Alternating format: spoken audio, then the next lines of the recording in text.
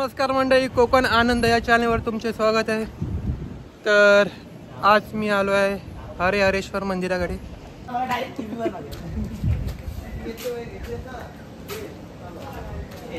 हे सगळे भाऊ आहेत। जो राईट साईडला आहे तो अनिकेतचा मित्र, तो पण कोकणातलाच आहे, चिपळूण मधला आहे, चिपळूण गुहागर मधला। इकडे गणपतीचं काम चालू आहे।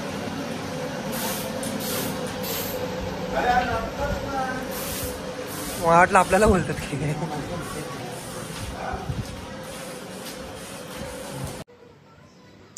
रायगड जिल्ह्यातील हरिहरेश्वर हे ठिकाण दक्षिण काशी म्हणून ओळखले जाते। एका बाजूला हरिहरेश्वराचा डोंगर तर दुसऱ्या बाजूला निळाशार समुद्र, यामुळे तीर्थस्थान आणि पर्यटन असे दोन्हीही होतात। हरिहरेश्वर, कालभैरव योगेश्वरी, सिद्धिविनायक व हनुमान अशी 4 मंदिरे, तसेच समुद्रकिनारी असणारे विष्णुपद, गायत्री तीर्थ, वक्रतीर्थ, सूर्यतीर्थ, यज्ञकुंड, विष्णुतीर्थ अशी अनेक ठिकाणे आहेत। कर्नाटकातील गोकर्ण ते ठाणे जिल्ह्यातील निर्मळ हे 500 मैलाचे दक्षिणोत्तर अंतर व 48 मैल रुंद एवढा प्रचंड परिसरात श्री क्षेत्र हरिहरेश्वराचा परिसर मानण्यात येतो। या हरिहरेश्वर क्षेत्राच्या दक्षिण दिशेला व उत्तर दिशेला 12 ज्योतिर्लिंग स्थाने आहेत। देशात एकूण 108 तीर्थस्थाने असली तरी प्रमुख तीर्थ हरिहरेश्वर मध्ये आहे असे मानले जाते। हरिहरेश्वराचा महापवित्र क्षेत्र असा उल्लेख श्री हरिहरेश्वर महात्म पोथीमध्ये आहे। हरिहर नावाच्या पश्चिमाभिमुख असलेल्या या देवात हरिस्वरूप व हरस्वरूप या दोन्हींचा संगम झाला आहे। मंदिर जरी समुद्रकिनारी असला तरी प्रदक्षिणा मार्ग डोंगरावरून व समुद्रामधून आहे। कोकण पट्टीतील एक निसर्गरम्य असे पवित्र तीर्थस्थान आहे। सर्वसाधारणपणे प्रथम काळभैरवाचे दर्शन, नंतर हरिहरेश्वराचे दर्शन, परत काळभैरवाचे दर्शन अशी इथे प्रथा आहे। या क्षेत्रात ज्या 4 टेकड्या आहेत त्यांच्यासारखीच रचना हरिहरेश्वराच्या लिंगावर दिसून येते। या दोन्ही देवळात दर्शन घेतल्यानंतर कराव्या लागणाऱ्या प्रदक्षिणेचा मार्ग डोंगर आणि समुद्र जवळच्या खडकावरून जातो। या मार्गावरून 100-150 पायऱ्या खाली उतरून डोंगराची प्रदक्षिणा केली जाते। या संपूर्ण प्रदक्षिणेत अंतर 1 कोस असल्याने तिला कोसाची प्रदक्षिणा असे सुद्धा म्हटले जाते।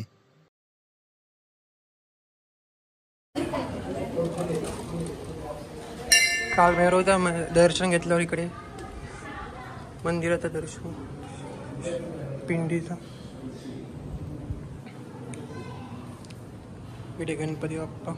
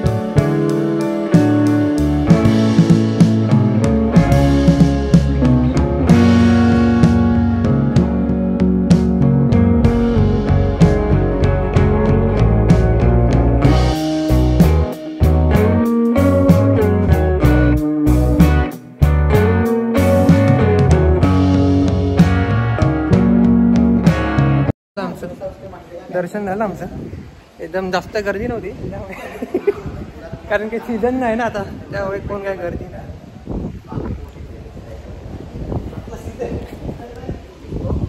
पाऊस असल्यामुळे जास्त पर्यटक नाही तर इकडे 1-2 तास थांबायला लागतं।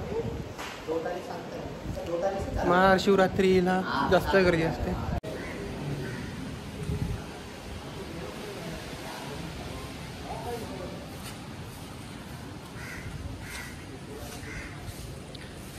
सुंदर असं दृश्य,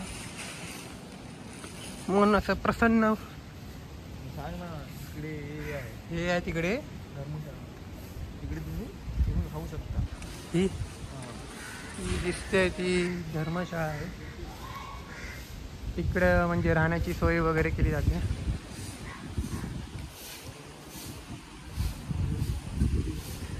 हे गणपती मंदिर.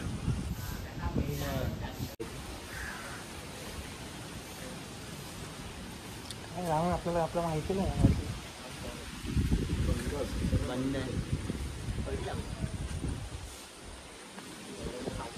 दर्शन झाल्यावर दरवाजा लावून घेणे पण चालू करू शकतो.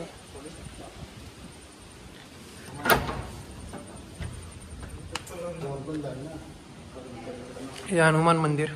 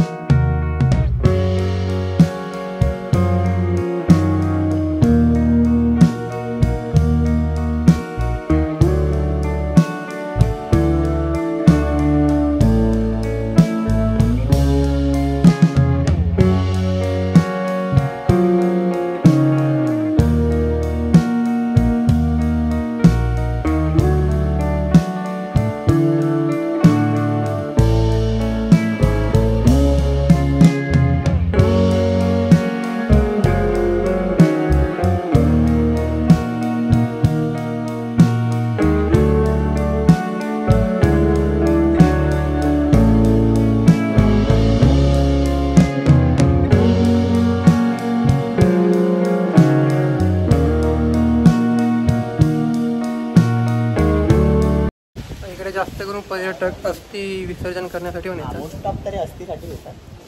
मग त्याच बाजूला अस्थि विसर्जन केली जाते. मग तिकडनंच दर्शन वगैरे केलं जातं. मंदिरामागील जे प्रदक्षिणा घालतात ते सध्या प्रवेश बंद केले, कारण की पाऊस असल्यामुळे तिकडे पूर्ण असं स्लिप होऊ शकतो वगैरे, म्हणून त्यासाठी बंद केलं आहे. आणि मध्ये आता पाऊस पण जास्त असल्यामुळे बंद केलं आहे ते सगळं. आता हरेश्वरच्या बीचच्या जवळ जाते. एवढा समुद्र तसा शांत आहे, जास्त हे पण नाही, लाटा वगैरे नाही, शांत आहे, ढगाळ वातावरण आहे. या साईडला जास्त करून अस्थि विसर्जन केली जाते. त्या साईडला पब्लिक जास्त येते, म्हणजे असं लांबून लांबून जास्त करून येतात इकडे अस्थि विसर्जनसाठी.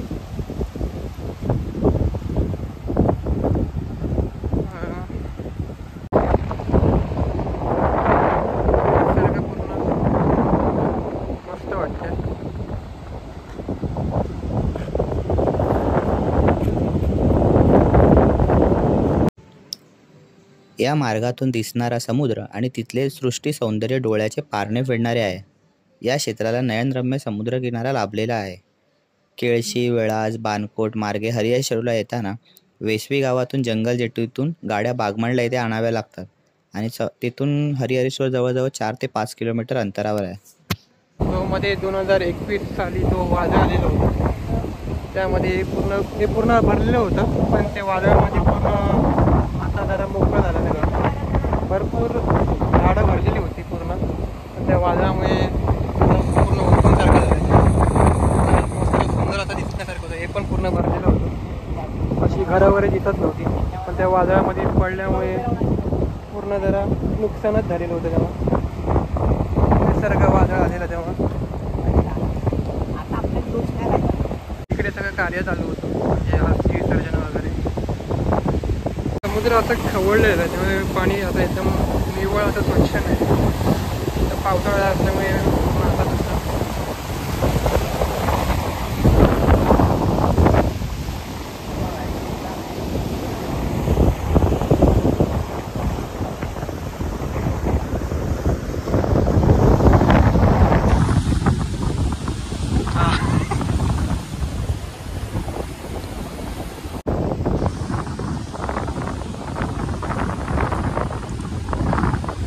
प्रदक्षिणा घालण्यासाठी असं मागून पूर्ण रस्ता आहे या साईडनं पूर्ण, आणि हा पूर्ण प्रदक्षिणा इकडून येते अशी पूर्ण बॅक साईडला पूर्ण असं कातळ आहे. म्हणजे पावसात मोस्ट ऑफ बंद असतो कारण की पूर्ण पाणी वगैरे स्लीप होतं, तर ते पावसाळ्यात बंदच ठेवतात. आता आम्ही निघालोय घरी जायला. वडापाव खायला जातो आता. इकडे आल्यावर वडापाव खाण्याचा आनंद पण वेगळाच आहे.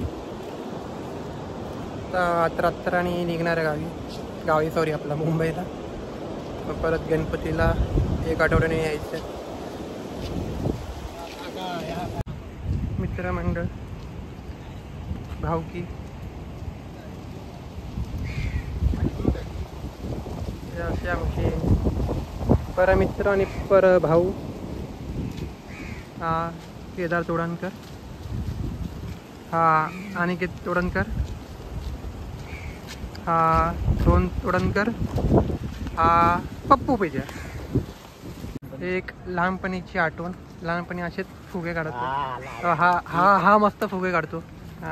लहानपणी खूप फुगे काढायचा. आता दाखवेल बघा तुम्हाला काढून तो. ह्याने आम्हाला शिकवलंय. सध्या आता लहान पोरं मोठी झाली ना, त्यामुळे काही जमत नाही त्यांना. कचरा खूप झालाय.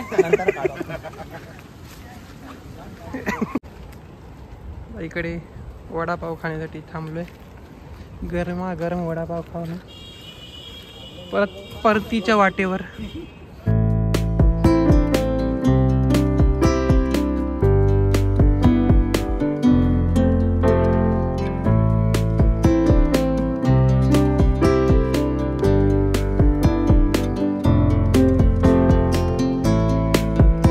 फीडबॅक दे वडापाव. एक नंबर वडापाव खाल्लाय मी.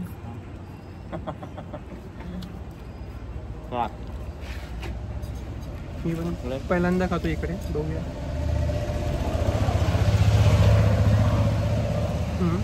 मस्त आहे. चाललोय बागमंडलाची जेटी दाखवायला पाहुण्याला.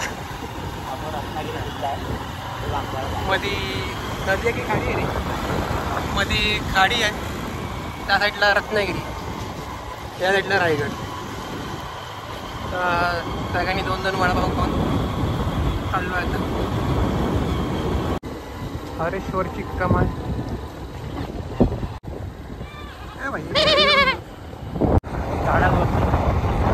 बागमंडला जाण्याच्या रोडमध्ये पूर्ण दोन्ही साईडला चोरीची झाडं अशी दिसतात. एकदम असं थंड वातावरण आहे.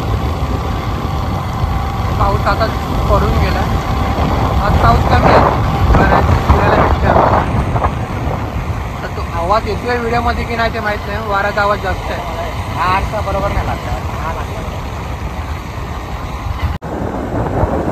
एक गाडी आहे त्या साईडला तो रत्नागिरीचा फक्त चालू. इथं जास्त करून मच्छीमारी केली जाते. हा इकडे आहे तो कोळीवाडा आहे. बागमांडला कोळीवाडा. आणि या साईडला मच्छीमारी केली जाते. पावसाचा सध्या बंद आहे सगळं.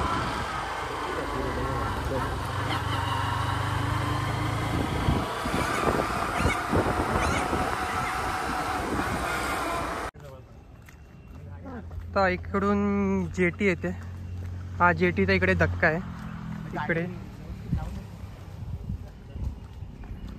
म्हणजे अर्धा तासांनी असे जेटी असतात. इकडून अर्ध्या तासांनी सुटणार, तिकडून अर्ध्या तासांनी सुटणार. ती तिकडनं सुटली आता इकडे येते ह्या साईडला.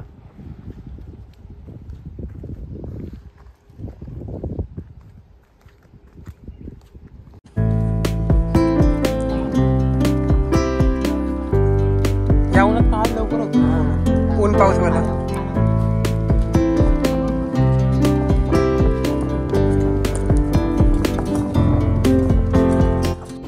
त्या साईडनं सुटली आणि आता इकडे आली. आता इकडनं अर्धा तास सुटेल ना. इकडनं अर्धा तास सुटेल ना. इकडून अर्धा तासाने सुटेल आता. म्हणजे अर्धा तासाने सुटते. अर्धा तास सुटून तिकडे थांबायची. तिकडनं अर्धा तास इकडे सुटेल.